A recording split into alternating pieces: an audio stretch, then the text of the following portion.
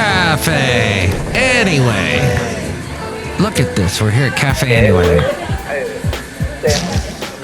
Mike's Daily Podcast. Somewhere in Podcastro Valley, the last place on earth. It's episode 2642, 2642. How are you? Mike's Daily Podcast. If you are listening to this on July 20th, you're going to learn something, and it's with Mike, because it's National Moon Day, and it's not Moon Pie Day. It's National Moon Day, so that means various things. Or does it? Mike's Daily Podcast. I mean, it's funny. We all know what a moon refers to sometimes, but then there's Mike's the Daily cosmic Podcast. interplanetary interplanet. No, there's the of course, the big old thing that'll shine down on you maybe tonight. I don't know. Was the moon out last night? I've just been busy. You know what I have not been too busy for? Lollipops. Oh, they're the best thing ever, especially when you're bald and you gotta have a lollipop and say, "Who loves you, baby?" Because it's required. But that's what today is also, and it's National Fortune Cookie Day. There is a fortune cookie factory that's well known in San Francisco. Don't know if it's actually still open, but if you're listening to this on the 20th. Now, if you were listening to this tomorrow on the 21st, there's so much going on. It's National Junk Food Day. The Fascinating Material Project. FM Project. If you need any help, junk food wrappers can be found on every street corner. That they are basically what constitutes what we call litter. Litter is created by junk food wrappers. Thank you, junk food wrappers. They're bad for your body. They're bad for society. And I'm going to start a whole new movement. Now, when you say a movement, a catchphrase, and here's today's podcast picture. are you really saying hashtag? The podcast picture is a beautiful picture from this past Sunday. We were in Half Moon Bay, and it was so hot inland, thus causing big clouds to hover over the beach. But when the sun sets at Half Moon Bay, there seems to be at least one moment. It may not last very long, but there'll be cotton candy skies, and it feels like you're immersed in cotton candy all around you. And that's what we saw on Sunday, and you can see a picture of that in the harbor there. It's Pillar Harbor, I think is what it is called. See it at mikesdailypodcast.com. And here's the late great Basil the Boxer, who went with me to that very spot in Half Moon Bay years and years ago. Trillions in real estate wealth. What? Welcome to the 2023 HELOC boom. Americans are increasingly tapping their greatest resource of wealth, getting home equity lines of credit to borrow against the value of their properties, which skyrocketed in the pandemic real estate rally. Americans collectively had $28.7 trillion worth of home equity at the end of the first quarter this year. Meanwhile, tappable equity, that is at $9.3 trillion. HELOCs have become more popular as mortgage rates surge from record lows, making cash-out refinancing unattractive to most homeowners. Typically, there's an upfront fee, though, for opening a HELOC, but interest does not accrue until the funds are used. And then that's when they start getting their cut. In 2023, annual HELOC organizations rose 34% from the prior year. Yep, jumped up 34% last year. And now there are, as far as HELOC loans, something like 1.41 million individual loans going on. So a lot of people are doing that. My mom had something like that, a reverse mortgage, and she pulled money out of the house. But meanwhile, there's this big old interest, that she's... You will travel into the incredible universe. that she owes on the house. Well, actually, it didn't matter until she passed, and then there was the big amount due on the house. Mike's out of left field recordings. Recording everything captures actions that will never again be repeated. And you gotta have a lot of professionals helping you.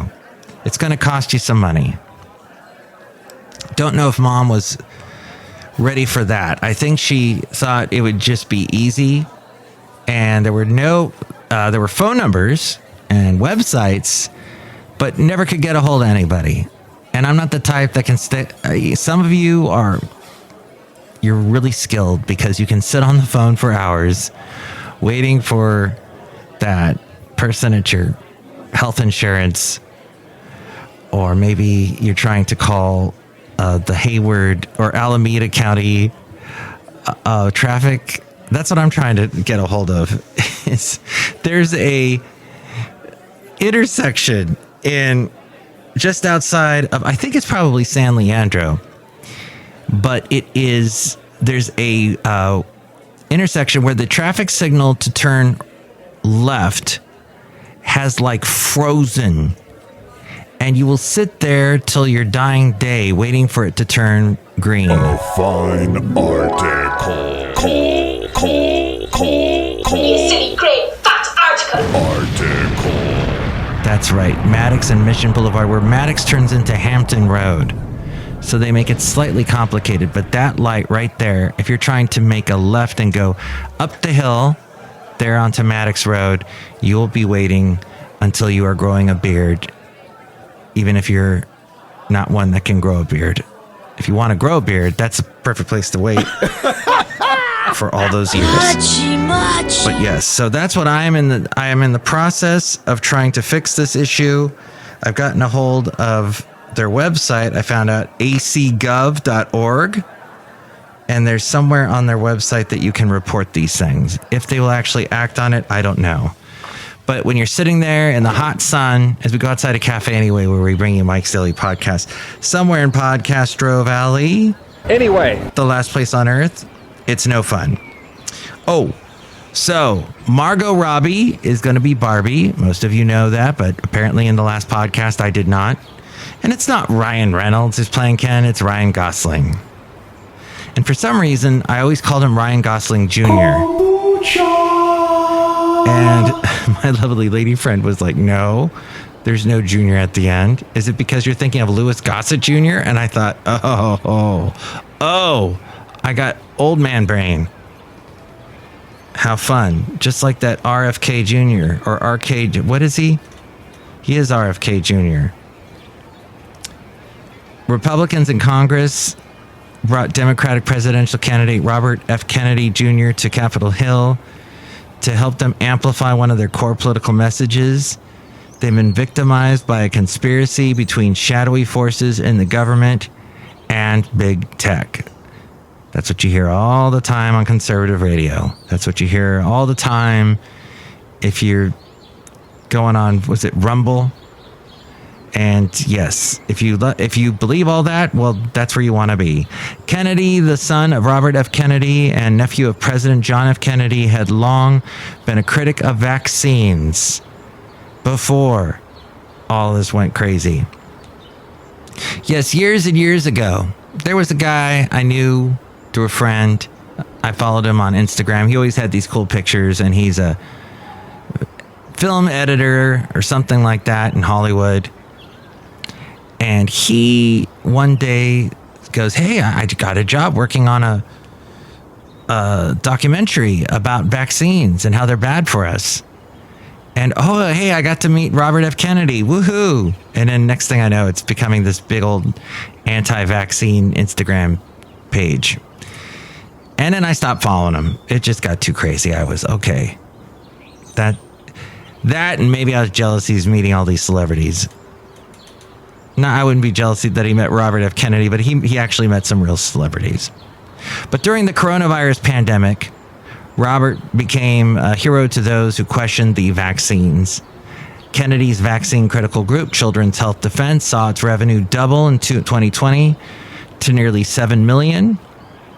And visits to his website went from fewer than 150,000 to a month pre-pandemic. That was a month before the pandemic. But now it's up to 4.5 million a month. He appeared Thursday before the House Subcommittee on the Weaponization of the Federal Government. This is this big thing going on where at some point, some theories are just going to be so wacko that even Republicans on this committee are going to go, what? No. But Kennedy was welcomed to the hearing with a lengthy, almost reverential introduction by Representative Chip Roy of Texas. Committee Chair Jim Jordan, oh boy, he's interesting, of Ohio, a Republican, began the hearing by claiming that Kennedy had been censored by the White House just a few days into Biden's term. He pointed to an email sent January 23rd of 2021 by a mid-level staffer in the Biden White House to a Twitter official. Biden aide Clark Humphrey wrote that she wanted to flag a tweet that Kennedy had written the previous day calling the death of a baseball legend Hank Aaron at 86 suspicious because he died a few weeks after receiving the Moderna vaccine for COVID-19. Aaron's death was ruled by the Fulton County, Georgia Medical Examiner Office to have been due to natural causes. Humphrey asked Twitter to get moving on the process for having the tweet removed ASAP. Jordan, the Republican committee chair, used this as an example of big government colluding with big tech to silence views that they don't like. And if you dislike something in society, just throw a big in front of it. Whoa! Mike's Matthewsman Park. The front panel will close automatically. Please remain seated at all times. That's what hashtag that. That's my movement. Kennedy claimed he was the first person, as the chairman pointed out, censored by the Biden administration. He said he had also been censored by the Trump administration, though he did not provide an example. Very interesting, that. Magnification. And that was on Yahoo. Well, Ginormous. the Twitter files, however, have a subpoena for Warren's communications with the SEC FTC. So, and, Robert Kennedy is a Democrat. Elizabeth Warren is a Democrat. So Twitter filed a subpoena for Senator Elizabeth Warren's communications in recent months with the Security and Exchange Commission and Federal Trade Commission. Warren had sent a letter to the SEC on Monday calling for an investigation into Tesla and its potential conflicts of interest following CEO Elon Musk's purchase of Twitter last fall. The letter asked SEC Chairman Gary Gensler to investigate the electric car company's disclosures and how its board is managing the apparent conflicts of its chief executive officer, Elon Musk. She said Musk's moves since purchasing Twitter and becoming its CEO, while still remaining the head of Tesla, raised concerns about conflicts of interest, misappropriation of corporate assets, and other negative impacts to Tesla shareholders. That is according to The Hill on MSN.com. Now, that is interesting, I guess. I mentioned, speaking of Twitter yesterday, or on the last podcast, I mentioned that the competition to Twitter and to Elon Musk, Mark Zuckerberg, and Meta has that new, it's affiliated with Instagram. They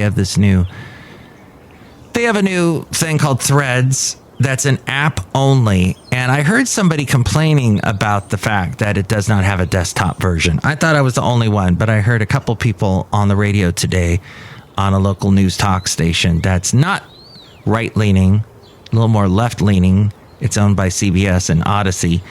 And they were saying, hey, what is going on? Why is it that they don't have their own website? Now, there's already a threads.com that uses, people can use that I'm not sure exactly what it is. It has something to do with Discord. But Threads has a threads.net, which you go to, and all it tells you is to get the app. So a lot of people like twitter.com, and there has been a twitter.com since before the app. I remember I could have gotten a Twitter account. You needed to be invited, and they had to have your phone number, something like that. And all of that weirded me out. Nowadays, it's like, oh, you need my phone number? Sure, no problem. By the way, the phone number for Mike's Daily Podcast, and if you want to call Café Anyway and chime in about how much you love Robert Kennedy or how much you love Elizabeth Warren or whatever, 510-228-4640 is the phone number. So, but I wanted to say that Threads, I was talking about how well it was doing. It actually took a big drop. It dropped by, I think, from what I heard, 50% of its users. It was at something like 100 million. I think it's dropped down to 50 million, which I've heard that is common with a lot of these apps and websites that get a lot of uses, and it gets really big. But then it has, when it first comes out, but then it has a drop after a little bit. So a lot of people are saying that is to be expected. But I don't know. A lot of people may also be using it like I've used it. I'm on there now, and I think, well, okay, this again. I already despise Facebook. I don't really use Instagram except for the website and to post the podcast picture. And I got to do this too. So I think a lot of people don't really understand what Mark Zuckerberg is doing with Threads, and the fact that, well, there's all these other things involved, like you can't go to the website and whatnot. And there's not any really huge names on there yet, or media channels or that kind of thing, which a lot of people go to Twitter for news and all that. But, there is this other thing I've been meaning to talk to you about since last week. Outside of Café Anyway, somewhere in Podcastro Valley, the last place on earth. And this interesting thing, have you heard that Luke Combs has covered Tracy Chapman's "You Got a Fast Car, I Got a Ticket to Anywhere, Maybe We'll Make a Deal, maybe together we can get somewhere." Oh, and then the other thing that RFK said, by the way, that sounded anti-Semitic, that doesn't help him much, does it? But we won't go into that right now. Okay. Woo! Let's see. Oh, somebody sent me an article, and I won't be able to read it because it's got a pay window on it. But I will tell you, here is the headline. Luke Combs' remake of Tracy Chapman's 1988 hit, Fast Car. Well, that was the headline, and then I can't open it. But it was arguing that, here we go. Here's a white guy covering a woman of color's song, and he's having all this success with it, which at this point, he's just having a hit with it on the country charts. I think it's number 1. And it is starting to cross over onto the pop charts because people are like, oh, yeah, I've heard that song. I like that song. It's nice to hear a male voice on it.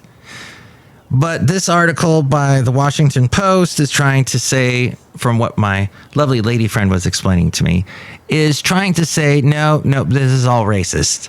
It's because she's a woman of color, and she's a lesbian woman of color, and that's why. And look at this long list of songs and artists that were exploited by white people. But I don't see that as this is the case with that, because this is a song. It is very bizarre, as someone who worked for many years in country music, to have an old 80s song come back as a hit. Back in the 90s and the early O's, there was a time where country artists were covering songs that were popular right at that moment. Back at One by, Brian McKnight, that's right, got covered by Mark Wills. The Aerosmiths, I Don't Want to Miss a Thing. That was covered by Mark Chestnut. And there was a couple other cases where people were like, oh, that song's big on the pop charts. I'll cover it and have a hit with it on the country charts. But that happened, and nobody was really going back to the 80s to cover anything except for covering actual country songs. I think somebody covered 6 Days on the Road, but that was an older song. Somebody covered, Alan Jackson. He covered a song by Don Williams. Oh, what a feeling. It must be love. And I think that had come out in the 80s. But I don't know specifically. You were generally older songs from a different era, but not necessarily the 80s. It was pre-80s, most of this stuff. Oh, except for Brooks and Dunn. They did a cover of John Waite's I Ain't Missing You at All. But they sung it slightly different on the chorus. It was Ronnie Dunn saying, I ain't missing you, instead of saying, I ain't missing you at all. So it sounded different. It did not become a huge hit for them. So this is standing out as a bizarre, kind of a interesting oddity in the world of country music to have someone cover the Tracy Chapman song, and now it's starting to cross over to the pop charts where it came from in the first place.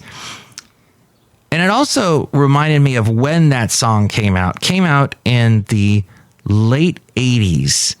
And I remember there was right around that time, Steve Winwood had his song Roll With It, which was number one. There was, what was Gloria Estefan was big. So late 80s, Bon Jovi. And Tracy Chapman came along and had this huge hit song. The other songs off that album that were pretty big, well, the only one I can think of is Run Revolution. That you better run, run, run, run, run, run, run, run. Don't you know, talking about a revolution sounds like a whisper. And of course, Tracy Chapman, she has had so much success on her own. She, in the 90s, had a big hit with Give Me One Reason. Give me one reason to stay here. And I have a couple of her albums. There was an album after that I really liked that had a song called Telling Stories. That was great. So I don't know. This just seemed like a real reach.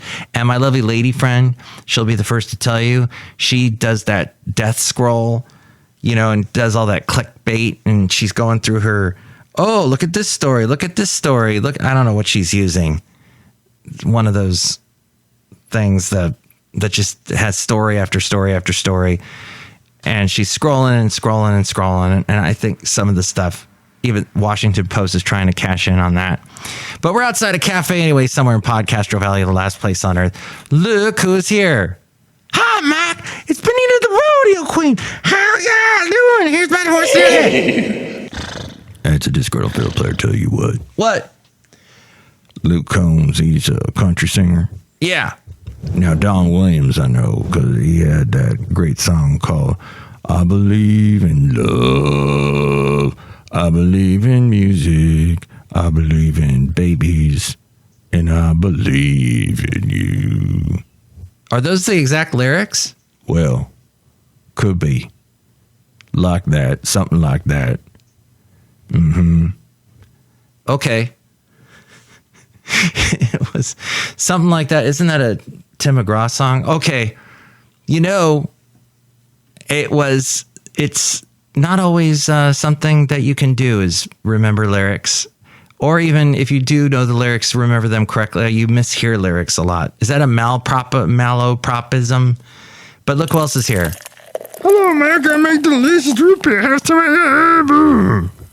Awesome. Oh, look, it's in a little mason jar because we're keeping with the country theme. Look at that. That went down well. Drink it right now. I'll cut you. I just drank it and you didn't have to assault me like that. But yes, in Half Moon Bay, near where that picture was that you see at mikesdailypodcast.com, I had a root beer float that was pretty awful. They give me this huge cup and they put a little bit of root beer in it and a little bit of ice cream, but it's in this huge cup. I'm like, what are you doing? This is that same place that charged me like 4% when I went to use my credit card. For using the credit card, they added another 4%. And this is happening in all the restaurants, or just about all the restaurants in the Bay Area. So be careful. Ask up front. Are you going to charge me 4% if I use my credit card? And that way you can decide if you want to go back to the old days when we were using cash all the time. But what do you think about all of this? And why do you think that Barbie is going to be such a huge movie? From the clips and the promotions that I've heard and seen for it, is that where we are in America? I guess a lot of people are going to go see the Oppenheimer movie and the Barbie movie simultaneously. It's gotten a lot of searches on Google. But why? I don't get it. Well, you can give me a call, 510-228-4640. And with more ways to reach me, here is A-Frame. And now we return you to our regularly scheduled program with Mike Matthews. Malapropism. Mike's Daily Podcast is written and produced and performed by Mike Matthews. His podcast is super easy to find. Download or listen to his show and read his blog at mikesdailypodcast.com. Email Mike now at mikesdailypodcast@gmail.com. See you tomorrow. Bye.